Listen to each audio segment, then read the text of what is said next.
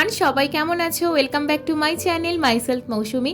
আজকে অনেক দিন পর তোমাদের সাথে একটা ট্যুর ব্লগ শেয়ার করছি, তো ভিডিওটা কিন্তু অবশ্যই শেষ পর্যন্ত দেখতে হবে আর জানাতে হবে কেমন লেগেছে। তো যাই হোক, গত টুয়েসডে আমি আর যিশু ভোরবেলার দিকে রওনা দিয়ে দিয়েছিলাম মন্দারমণি যাওয়ার উদ্দেশ্যে। কয়দিন ধরেই ভীষণ ঘুরতে যেতে ইচ্ছা করছিল, তো দুদিনের ছুটিতে আমরা বেরিয়ে পড়েছিলাম। আর ভোর 4টের দিকে তো বাড়ির সবাইকে ঘুম থেকে তুলে দিয়েছি। আর আমাদের বাড়িতে যে নন্টে থাকে, মানে পুচকে বাচ্চাটা, ও আমাদেরকে ছাড়তে এসেছিল, তোমরা তো দেখতেই পেয়েছো। তো বাবার গাড়ি নিয়ে আমরা বেরিয়ে পড়েছি। আমরা এখন যাচ্ছি হচ্ছে হাবড়া জয়গাছি সুপার মার্কেটে, ওখান থেকেই আমাদের বাস আছে। আমরা ঠিক করেছিলাম WBTCর এসি বাস, তো সেই বাসে করেই আমরা এখন রওনা দেব মন্দারমণির উদ্দেশ্যে।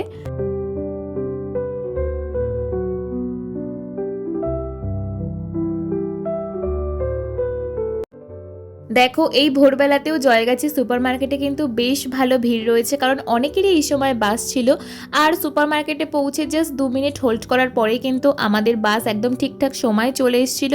আর এই যে বাসে উঠেও পড়েছি। বাট WBTCর এসি বাস প্রাইস অনুযায়ী কন্ডিশন কিন্তু খুব একটা ভালো ছিল না। আমার এর থেকে মনে হয়েছে WBTCর নর্মাল যে বাসটা আছে সেটা বেশি বেটার। তো যাই হোক, সকাল এই যে 7টা থেকে 7:30টার দিকে দক্ষিণেশ্বর মায়ের মন্দিরটা দর্শন করতে পারলাম। ঘুরতে যাওয়ার সময় বেশ ভালো লাগছিল। আর তারপর প্রায় 8:30 থেকে 9টার দিকে আমরা পৌঁছে গিয়েছিলাম কোলাঘাটে। আর এই হোটেলেই আমরা দাঁড়িয়েছিলাম। তো এই হোটেলে আবার দোলনা রয়েছে, তো আমি আবার বসে বসে একটু দোলনা চড়ছিলাম। তো যাই হোক, তারপর আবার বাসে উঠে পড়লাম আর খেয়েছিলাম হচ্ছে শুকনো মুড়ি, কারণ এত সকালবেলায় হিজিবিজি কোনো খাবার খাওয়ার ইচ্ছা ছিল না, তাই জন্য বাড়ি থেকে মুড়িটাই ক্যারি করেছিলাম।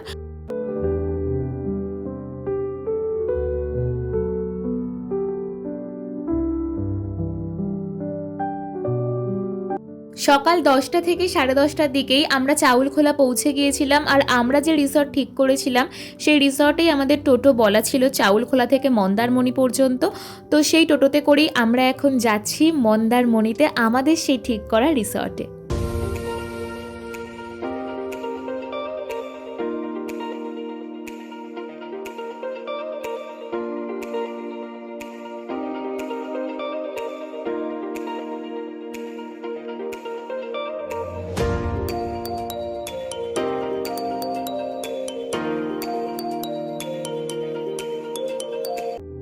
চাউলখোলা থেকে মন্দারমণি পর্যন্ত টোটোতে আসতে আমাদের প্রায় সময় লেগেছিল 40 মিনিট মতন। আর এই যে আমরা কিন্তু মন্দারমণিতে পৌঁছে গিয়েছি আমাদের ঠিক করা শান্তি সিভিউ রিসর্টে। এই রিসর্টে ঢোকার সাথে সাথেই আমার এই রাধাকৃষ্ণের মন্দিরটা দেখে সব থেকে বেশি ভালো লেগেছিল। আর এই মন্দিরে কিন্তু সকাল এবং সন্ধ্যা দুবেলাতেই ঠাকুরের গান চালানো হয়।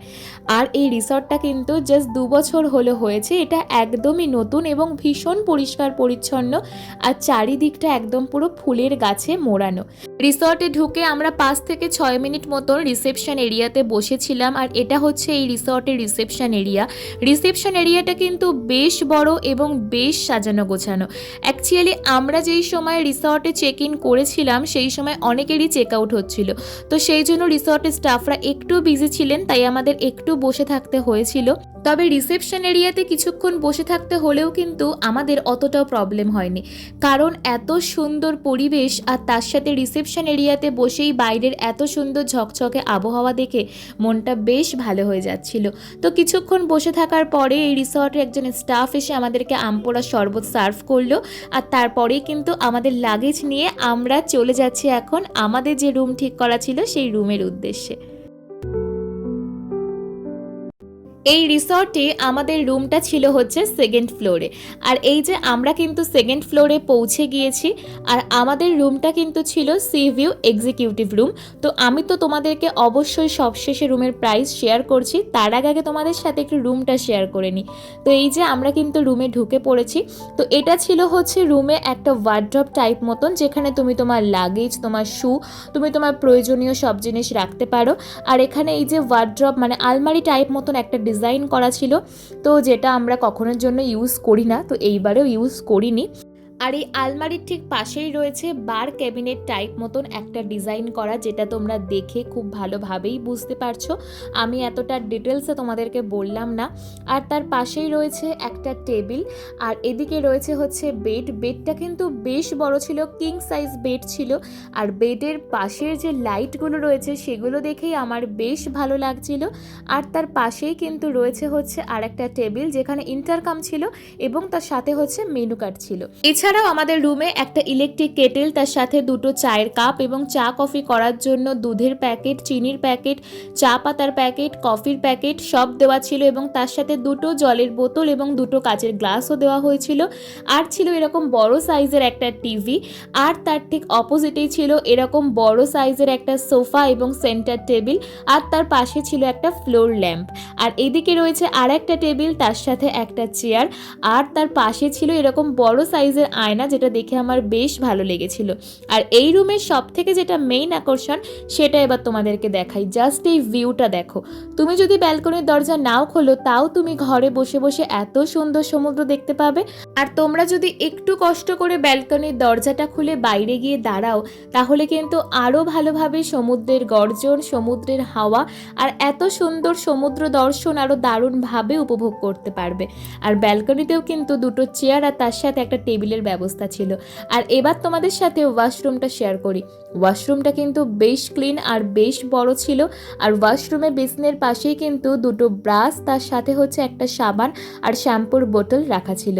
আর ওয়াশরুমে কিন্তু স্নান করার জায়গাটা একটু সেপারেটভাবেই ছিল, যেটা আমার বেশ পছন্দ হয়েছিল।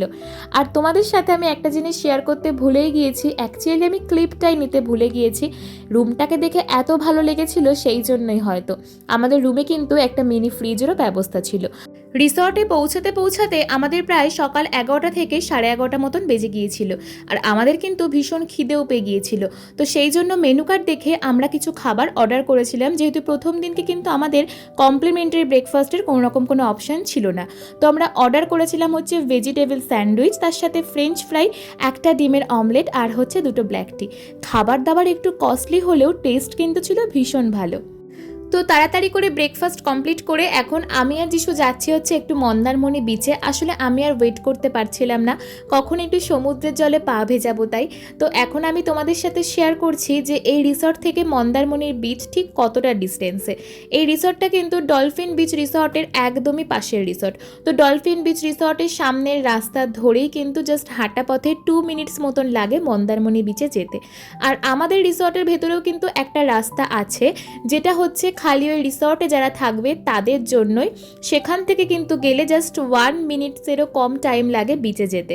বাট আমি এই রাস্তাটা তোমাদের সাথে শেয়ার করলাম, কারণ আমি এই ফার্স্ট টাইম মন্দারমণি গিয়েছিলাম, তো আমার চেনার সুবিধার্থের জন্য আর তোমরা যারা আমার ভিডিওটা দেখছো তাদের সুবিধার্থের জন্যই আমি এটা শেয়ার করলাম।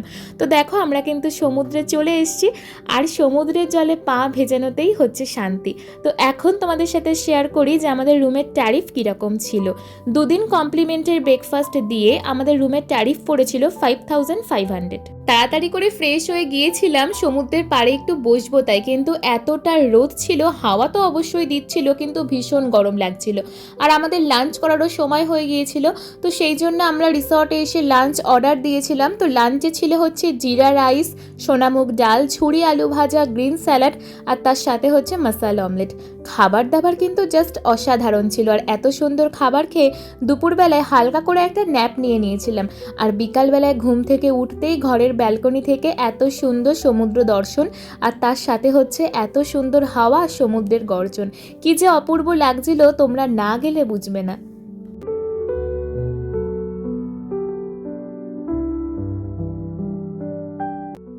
চা কফিটা কিন্তু আমার বরাবরই বেশ পছন্দের, আর তারপর আবার সমুদ্র দেখতে দেখতে চা বা কফি খাওয়ার মজাটা কিন্তু একদমই আলাদা, কি বলো তাই না? তো সন্ধেবেলায় অর্ডার দিয়ে দিয়েছিলাম মিল্ক টি, আর তার সাথে ছিল বাড়ি থেকে নিয়ে যাওয়া মুড়ি আর হচ্ছে বিস্কিট। তো সেটা দিয়েই চা খেয়ে তারপর আমি ঝটপট সেজেগুজে রেডি হয়ে গেলাম রাত্রিবেলার ক্যান্ডেল লাইট ডিনারের জন্য। আসলে এই সারপ্রাইজটা কিন্তু আমি নিজেও আগে থেকে জানতাম না, এটা আমাকে যিশু সারপ্রাইজ দিয়েছিল। আর দেখো এই রিসর্টের স্টাফরাই এত সুন্দর করে আমাদের রুমটা ডেকোরেশন করে দিয়েছিল। আর সন্ধেবেলায় স্ন্যাক্স হিসেবে অর্ডার দিয়েছিলাম ক্রিস্পি চিলি বেবিকর্ন, যেটা কিন্তু ভীষণ ভালো ছিল খেতে। তো তোমাদের সাথে এবার রুমটা শেয়ার করছি যে ক্যান্ডেলগুলো জ্বালানোর পরে রুমটাকে কেমন লাগছিল দেখতে, তো তোমরা একটু সেটা দেখে নাও।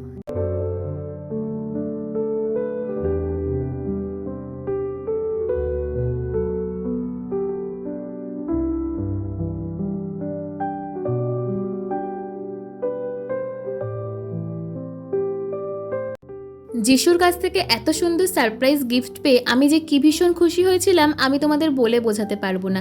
রুমটা দেখতে এত সুন্দর লাগছিল যে আমার মনে হচ্ছিল ক্যান্ডেলগুলো সারাক্ষণ জ্বলতেই থাকুক, কিন্তু সেটা তো কোনোভাবেই পসিবল নয়।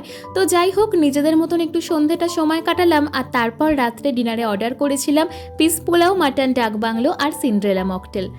তো মন্দারমণিতে আমরা প্রথম দিনটা এতটা সুন্দরভাবে আর বেশ ভালোভাবে কাটালাম।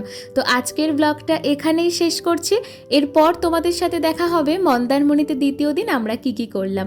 আর এই ভিডিওটা ভালো লাগলে একটা লাইক করে দিও, কমেন্ট করে দিও, শেয়ার করে দিও, আর অবশ্যই কিন্তু চ্যানেলটা সাবস্ক্রাইব করতে ভুলো না। সবাই ভালো থেকো, সুস্থ থেকো।